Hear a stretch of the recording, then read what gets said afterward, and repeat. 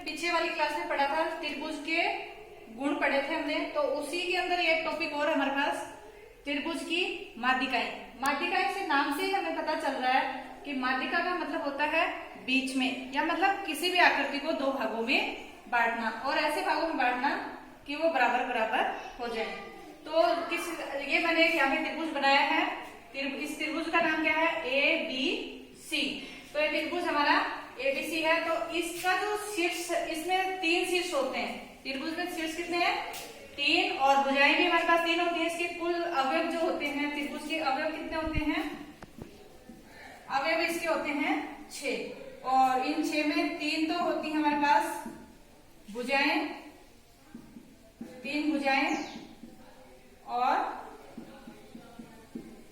3 शीर्ष। अब हम पढ़ते हैं इसमें माध्यिकाएं। तो किसी भी त्रिभुज के शीर्ष से उसकी जो सामने की, जो जस्ट उसके सामने की भुजा है, उस पे जो हम लंब डालते हैं वो उसकी माध्यिका होती है। और ये जो माध्यिका हम डालते हैं वो उस त्रिभुज को 2 बराबर बराबर भागों में बांटती है। तो इसमें ये हमने यहाँ पे हमारा इस त्रिभुज का शीर्ष क्या है, ए है। ए से मैंने यहाँ पे लंब डाला, तो ये मैंने भुजा कौन सी पे आया, बीसी में। ये भुजा कौन सी है, बीसी। और इस लंब का नाम क्या होगा हमारे पास, ए और डी, एडी। इसका नाम क्या है, एडी। इसका मतलब कि ये हमारे 2 भाग हो गए, इसके 2 त्रिभुज बन गए, बी ए डी, और दूसरा बन गया डी ए सी। और ये जो भुजा है इसकी, ये बी डी और डीसी, ये दोनों की जब लंबाई मान लो ये 2 है, तो ये भी कितनी आएगी, 2 सेमी। दोनों बराबर बराबर भागों में आएंगे। तो इसी तरह से इसमें हमारे पास 3 शीर्ष हैं, तो 3 माध्यिकाएं होंगी। इस मान लो इस शीर्ष से मैंने इस पे लंब डाला, तो ये किधर जाएगा, यहां से निकलेगा। इसको हम कोई भी नाम दे देते हैं, ई। इसी तरह से हमारा शीर्ष जो तीसरा है वो सी है। तो इससे भी हम जब इसमें लंब डालते हैं इससे सीधा, तो ये कहा जाएगा, इसमें हमारे पास भुजा ए बी को कटेगा, तो ये माध्यिका होगी। तो इसमें हमारे पास कुल माध्यिकाएं कितनी आ गई, 3।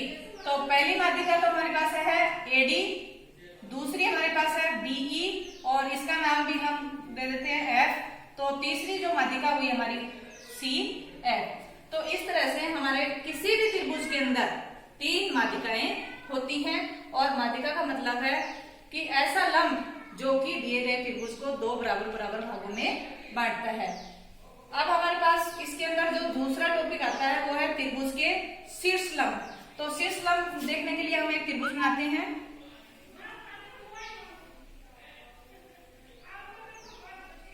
त्रिभुज मैंने बनाया पी क्यू आर। अब इसमें हमें माध्यिका जो खींचनी होगी तो भी हम शीर्ष से ही लेते हैं, और इसमें हमें शीर्ष लंब लेना है।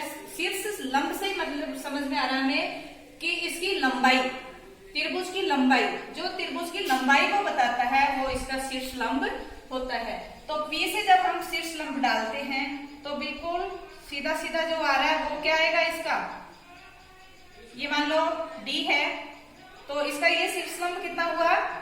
अभी एक मिनट, एक देखो, इससे हम कितने शीर्ष लंब खींच सकते हैं। रेखाखंड तो हमारे पास बहुत सारे खींच सकते हैं, क्योंकि शीर्ष से हम जो भी इसमें खींचेंगे वो सारे हमारे इस भुजा पे आएंगे, क्यू और आर पे। लेकिन जो सबसे सीधा है और लंबवत है उसको हम शीर्ष लंब बोलते हैं, क्योंकि वो हमारे त्रिभुज की लंबाई होती है। तो त्रिभुज की लंबाई क्या हुई, पी और डी, पीडी। इसकी जो हमारी जो भुजा है ये पीडी, ये हमारी इसका शीर्ष लंब है।